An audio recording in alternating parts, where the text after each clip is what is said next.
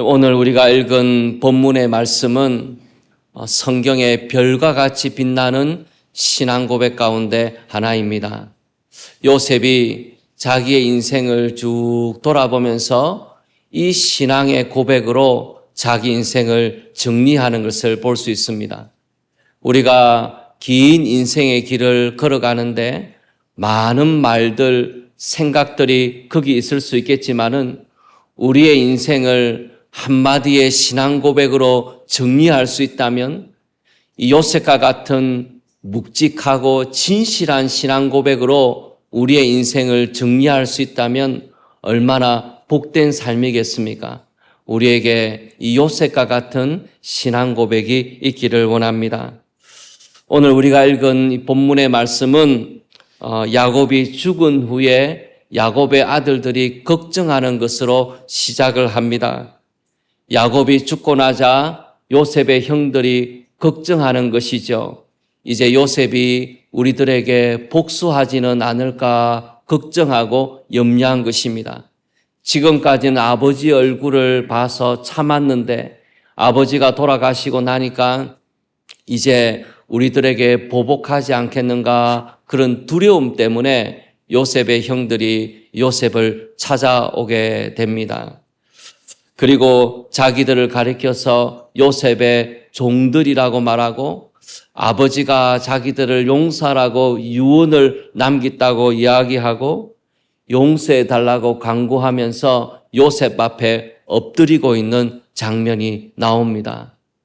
도대체 형들이 무슨 죄를 지었기에 요셉에게 이렇게 하고 있습니까? 요셉은 야곱의 12아들 가운데 11번째 아들입니다. 자기가 사랑했던 아내 라헬이 낳은 아들이기도 하고 또 노년에 낳은 아들이었기 때문에 이 요셉을 향한 야곱의 사랑은 매우 각별했던 것 같아요. 우리가 말하는 편애입니다. 그래서 형들에게는 밖에 나가서 일을 시켰지만은 요셉에게는 채색 옷을 입혀주었다 그랬습니다. 채색 옷이라는 것은 색깔이 예쁜 옷 이런 뜻도 있겠지만은 그보다 더 중요한 것은 정장이라는 뜻이에요. 사람이 일을 할 때 양복 정장을 입고 모내기 할 수는 없지 않습니까?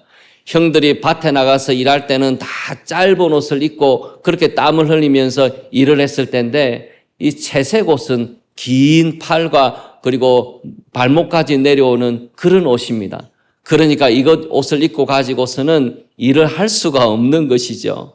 형들은 땀을 흘리면서 일을 시키고 있는데 야곱이 요셉에게는 채색 옷을 입히면서 절대 일하지 말라 그러면서 그 옷을 입고 형제들 앞에서 다니게 한 것이죠. 오늘날로 말하면 정말 이 야곱은 요셉을 편애를 한 겁니다. 우리 한국식으로 이야기하면 이렇게 말할 수 있을지 모르겠어요. 아들들이 쭉 앉아서 밥을 먹고 있는데 갈치를 구웠습니다. 야곱이 아들들한테는 안 주고 요셉에게만 탁 뼈를 발라가지고 숟가락 위에 매번 얹어주는 거예요. 그걸 형들이 매번 보면서 자랐으니까는 이 요셉에 대해서 미워하는 마음, 시기하는 마음이 생기고 있었던 것입니다. 그런데다가 이 요셉이 꿈을 꾸게 되고 형들이 자기들에게 절하더라 그런 꿈을 자랑하듯이 말하고 또 부모님들까지 나한테 절하더라 그렇게 이야기하면서 자랑하고 다녔으니까 얼마나 형들이 미웠겠습니까? 그래서 형들이 때를 기다리고 있는데 어느 날 때가 온 겁니다. 멀리 다른 지역에 가서 양을 치고 있는데 아버지 야곱이 요셉에게 형들이 잘 있는가 보고 와라 심부름을 시키고 요셉이 형들이 잘 있는가 보러 갔는데 요셉의 형들이 요셉이 오는 것을 보고 악한 마음을 품게 되었습니다.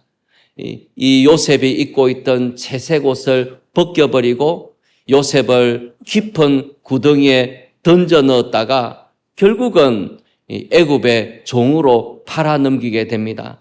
그리고 아버지 야곱에게는 채색 옷을 보여주면서 피 묻은 채색 옷을 보여주면서 짐승에게 잡혀 먹혔다 그렇게 말하고 아버지 가슴에 못을 박는 일들을 이 형들이 한 거죠. 이 요셉이 17의 나이에 종으로 팔려서 애굽 땅에 가게 되었습니다. 아버지 사랑을 독차지하면서 채색 옷을 입고 다니던 17살짜리 소년이 어느 날 갑자기 이제 애굽 땅에서 노예가 된 거죠.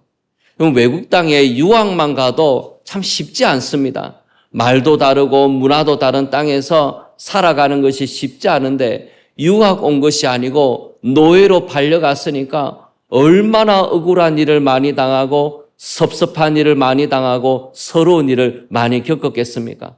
아마 일을 마치고 밤에 돌아와서 하늘에 떠 있는 달을 보면서 아버지 생각하면서 많이 울었을 거예요.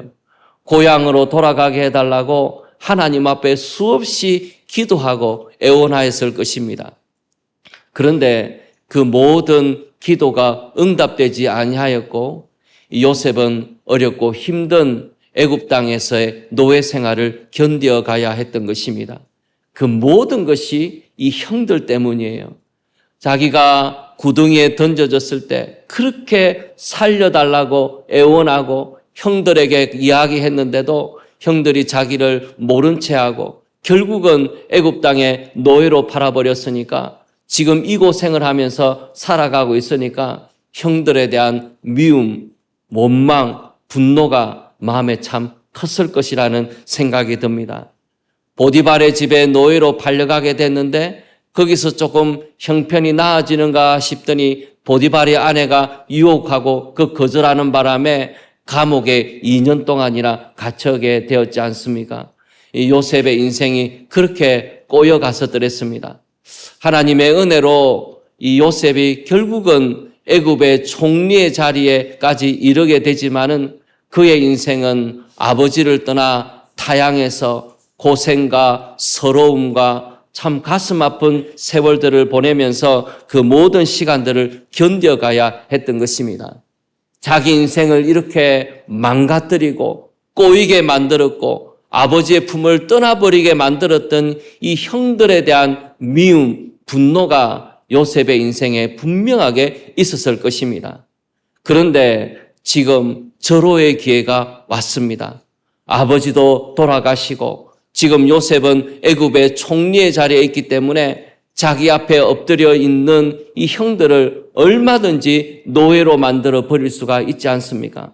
내가 당한 대로, 내가 억울한 일을 겪은 대로 형들에게 그대로 돌려줄 수 있는 그런 힘이 자기에게 있는 상태에서 자기 앞에 엎드려 있는 형들을 지금 만나고 있는 것입니다.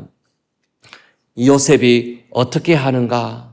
요셉의 모습을 보니까 요셉은 형들이 엎드려서 애원하고 있는 것을 보면서 눈물을 흘립니다.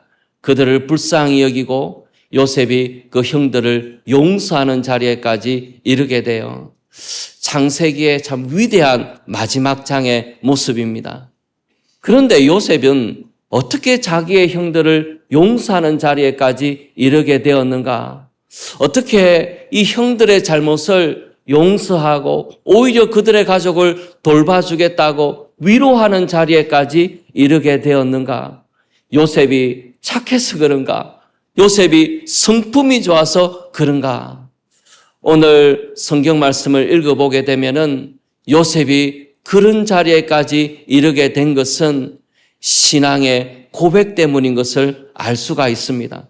성품 때문이 아니고 성격이 좋아서가 아니고 하나님을 향한 믿음의 고백 때문이라는 것입니다. 오늘 읽은 말씀을 포함해서 창세기에 요셉의 두 가지 신앙의 고백이 나오는데 그 신앙의 고백을 통하여서 어떻게 요셉이 형들을 용서하는 자리에까지 이르게 되었는가 우리가 알 수 있게 된 것입니다. 제일 처음에 요셉이 형들을 향해서 믿음의 고백을 하나 하는 것이 있습니다. 창세기 45장 7절 8절 말씀인데요. 제가 한번 읽어보겠습니다. 하나님이 큰 구원으로 당신들의 생명을 보존하고 당신들의 후손을 세상에 두시려고 나를 당신들보다 먼저 보내셨나니 그런즉 나를 이리로 보낸 이는 당신들이 아니요 하나님이시라. 요셉이 형들을 향하여 맨 처음 이런 신앙의 고백을 합니다. 여러분, 형들이 자기를 팔았지 않습니까? 형들이 자기를 구덩이에 던져 넣었지 않아요? 아버지와 떨어져서 긴 세월을 살아가게 만들었던 그 모든 잘못이 형들에게 있지 않습니까? 그런데 요셉이 형들에게 이렇게 말합니다. 나를 이리로 보낸 이는 당신들이 아니요 하나님이시라. 당신들이 나를 애굽의 노예로 팔았지만은 당신들이 나를 애굽 땅에 보낸 것이 아니고 하나님이 나를 이곳에 보내셨다고 말하고 있는 것입니다. 여기까지 믿음의 고백이 가는데, 여기까지 자기의 인생을 정리하는데 얼마나 많은 어려움과 눈물과 고통이 있었겠습니까? 그런데 하나님 앞에서 마침내 이것을 깨닫고 난 다음에 요셉의 인생을 새롭게 보게 되는 시각이 열리게 된 것이죠. 우리는 다른 사람이 나를 힘들게 하는 거, 나를 어렵게 하는 거, 나를 억울한 일에 빠뜨리게 되는 거, 그런 많은 일들을 겪으면서 이 세상을 살아갑니다. 그리고 그 사람이 얼마나 미운지 몰라요. 왜 내 인생을 이렇게 만들었는가 원망하고자 하는 마음이 얼마나 많은지 모릅니다. 그런데 요셉은 뭐라고 이야기를 합니까? 나를 애굽 땅에 보낸 것은 당신들이 아니요 하나님이시라고 말씀하고 있는 것입니다. 우리는 다른 사람들과 관계 속에 살아갈 때 나와 이 사람의 문제로 생각하기가 쉬워요. 나를 어렵게 만들고 나를 힘들게 만들었던 그 사람과 나와의 문제로만 바라보기가 너무 쉽습니다. 근데 요셉은 그렇게 보지 않았습니다. 나와 형들과의 문제가 아니고 나와 하나님과의 관계로 본 것이죠. 형들 간의 관계가 문제가 아니라 하나님이 나를 이곳에 보내신 것이라고, 하나님의 손길이 내 인생에 있었다고 고백하고 있는 것입니다. 우리가 사람 대 사람의 문제로만 우리 인생을 보기 시작한다면 사실 너무나 어렵고 힘들지요. 근데 그것을 관점을 바꾸어서 하나님과 나와의 관계로 문제를 보기 시작한다면 우리는 우리 인생을 새롭게 보게 됩니다.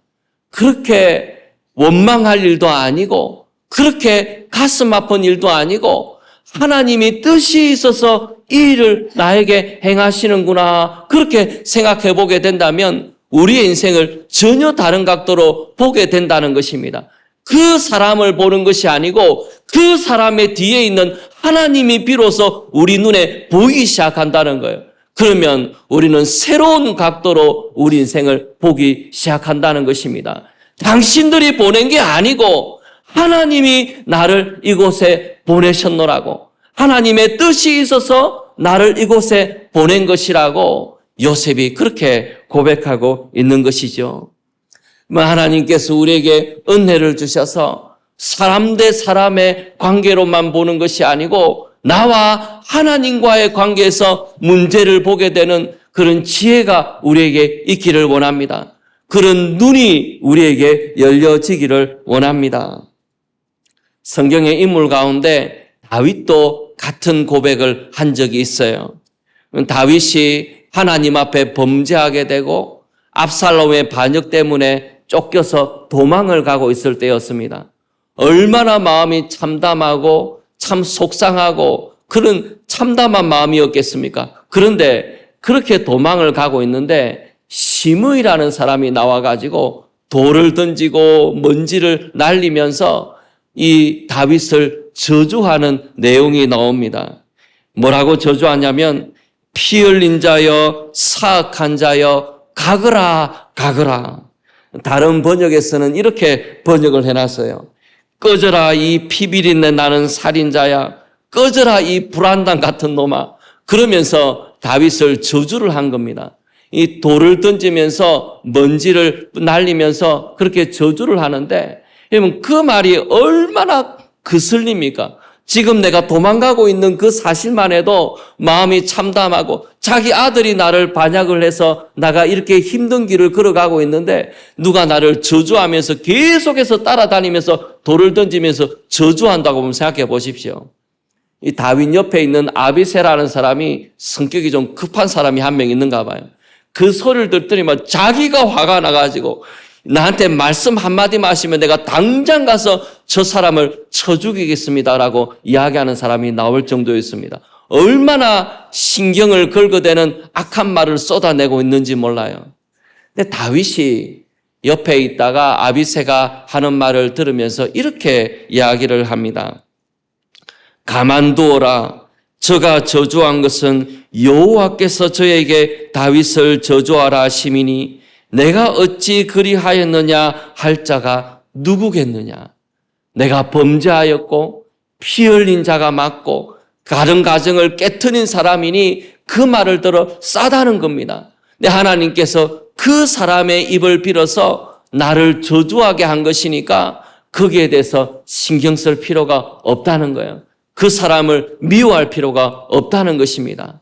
하나님께서 그 사람의 입을 빌어서 나를 저주하는 것인데 내가 거기에 대해서 무슨 말을 할 수 있겠는가? 조용히 길을 가는 다윗의 모습을 볼 수 있는 겁니다.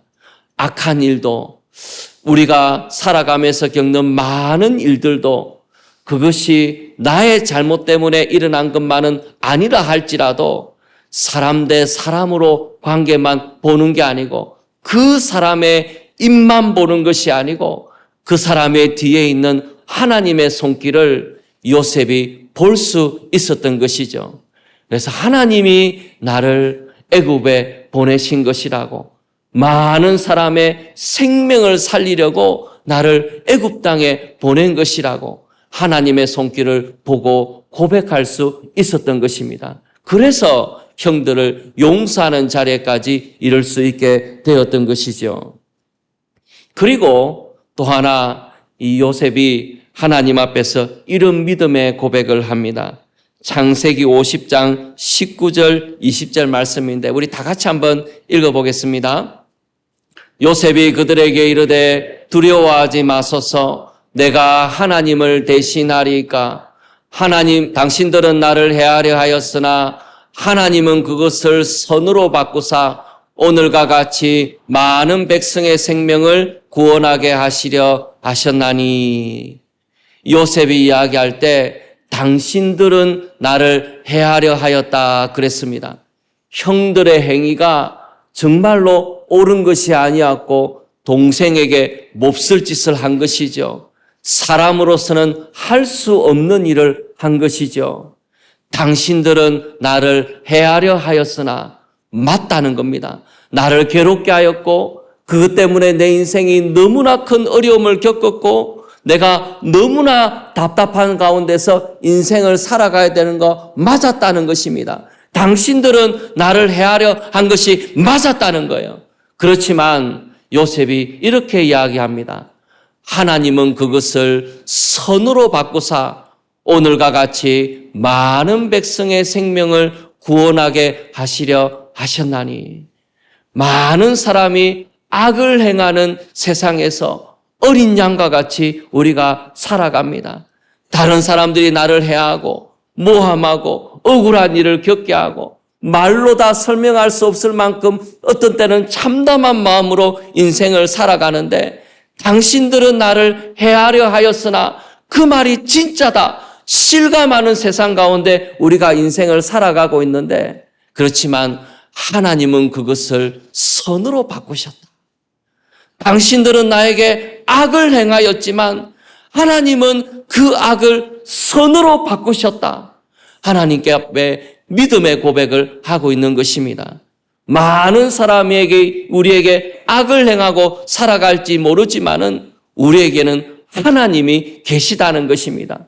그 악을 선으로 바꾸실 하나님의 능력이 우리 가운데 있다는 것입니다. 하나님 앞에 우리 믿음의 백성들은 결코 인생을 홀로 살아가지 않습니다. 하나님이 우리의 목자가 되시고 하나님이 우리를 인도하시고 그 하나님은 악을 바꾸어서 선으로 행하게 하실 수 있는 능력의 하나님이시라는 겁니다. 역전의 하나님이 우리 가운데 계시다는 거예요. 그래서 우리에게 실망하지 말고 좌절하지 말라고 말씀하고 계십니다. 하나님께서 악을 선으로 바꾸사 많은 백성의 생명을 살리는 일을 하게 하셨다는 것입니다. 하나님은 악을 선으로 바꾸시는 능력의 하나님이시라는 것입니다. 우리가 이 세상을 살아가는 동안에 이 믿음을 가지게 되기를 원합니다. 낙심하고 실망하고 좌절할 것이 아니라 우리 하나님은 살아계시고 악을 선으로 바꿔 가시는 능력의 하나님이 우리와 함께 하신다는 것을 믿고 확신하면서 이 땅을 살아가게 되기를 원합니다. 악을 선으로 바꾸시는 하나님의 능력의 예로 드는 것 중에 하나가 뭐냐면 잔 번연이에요. 이분이 철로역정이라는 유명한 책을 썼지 않습니까? 성경 다음으로 많이 읽히는 책이 철로역정이라 그래요. 그런데 이 잔 번연이 어떻게 철로역정이라는 책을 남기게 되었는가? 이 잔 번연이 복음을 깨닫고 하나님의 은혜를 경험하고 난 다음에 마음이 뜨거워져 가지고 그냥 있을 수가 없는 겁니다. 산으로 들로 마을로 다니면서 복음을 전했는데 그 당시 영국 국교회에서는 국교회 바깥에서 말씀을 전하는 것을 매우 싫어하였고 잔 번연이 국교회 바깥에서 복음을 전하는 것을 보고 감옥에 가두어 버린 거예요. 거기서 잠깐 있다 나올 수도 있는데 잔 번연이 12년을 거기에 있었습니다. 왜 그러냐면은 국교회에서 서약을 하라는 거예요. 감옥에서 나가고 싶으면은 다시는 국교회 바깥에서 복음 전하는 일을 안 하겠다고 서약을 하라고 그러는데 잔 번연이 마음이 뜨거워가지고 그 서약을 안 하는 겁니다. 그래서 12년을 감옥에 있게 됐습니다. 그 안에서 가장이 감옥에 들어갔으니까 가족들이 어려움을 겪고 생계 위험을 겪으니까 감옥 안에서 일을 해서 가족들을 부양하기도 하고 그중에 딸 한 명은 눈에 문제가 있어가지고 어려움을 겪는 딸을 두고 감옥에 계속 있어야 되는 거죠. 아버지의 마음이 얼마나 답답하고 참담했겠습니까? 그 시간을 견디어 나가면서 철로역정이라는 유명한 책이 감옥 안에서 나오게 된 것이죠. 하나님께서 그 감옥을 서재로 삼아가지고 성경 다음으로 많이 읽히는 책인 철로역정이 나오게 될 수 있도록 하나님께서 섭리하시는 것입니다. 악을 선으로 바꾸시는 하나님의 능력이 거기에 있는 것이죠. 악을 선으로 바꾸시는 하나님의 능력의 가장 대표적인 것이 무엇이냐면 바로 예수님입니다. 예수님의 십자가입니다. 하나님이 자기 백성을 사랑하셔서 자기 아들을 이 세상에 보내셨는데 하나님의 백성들이 하나님의 아들을 십자가에 못 박아 죽어버렸지 않습니까? 이런 악이 어디에 있습니까? 이런 수모가 어디에 있습니까? 그런데 하나님께서 백성들의 그 큰 악마저 사용하셔서 예수님이 십자가에 죽으시고 그 보배로운 피를 흘리시고 부활하심으로 말미암아서 우리를 위한 놀라운 구원을 이루어 주셨지 않습니까? 악을 선으로 바꾸어 주시는 가장 놀라운 하나님의 능력이 이미 십자가 위에서 분명하게 우리에게 나타났다는 것입니다. 우리가 그 능력 아래서 살아갑니다. 오늘 우리가 성찬을 행하게 되는데 성찬을 행하면서 악을 선으로 바꾸시는 놀라운 하나님의 능력이 우리 가운데 있는 것을 확신하고 하나님 앞에서 성찬을 행하게 되기를 원합니다. 요셉이 이 믿음의 고백을 가지고 인생을 살아가는데 이 요셉의 인생을 보면은 말이 없어요. 성경에 보면 요셉이 무슨 생각을 하고 살아가는지 모르겠습니다. 말이 없습니다. 그리고 하나님의 도우심과 은혜를 조용히 믿음으로 기다리고 있는 모습이 나와요. 우리들의 모습도 그와 같기를 원합니다. 악이 많은 세상에서 살아가는 우리지만은 요셉과 같이 하나님의 도우심과 은혜를 믿음으로 기다리고 바라보면서 조용히 하나님 앞에서 믿음으로 살아가는 우리 모두가 되기를 소원합니다. 우리 같이 한번 찬송하겠습니다. 오늘 373장을 같이 찬송하는데요. 우리 오늘 찬양대에서 불러준 곡도 항해하는 곡이지 않습니까? 이 작사하신 분이 뉴욕의 항구에서 살면서 선원들을 늘 만나면서 이 믿음의 고백을 한 것이죠. 우리 같이 찬양하면서 이 믿음의 고백이 우리의 고백이 되기를 원합니다. 373장입니다.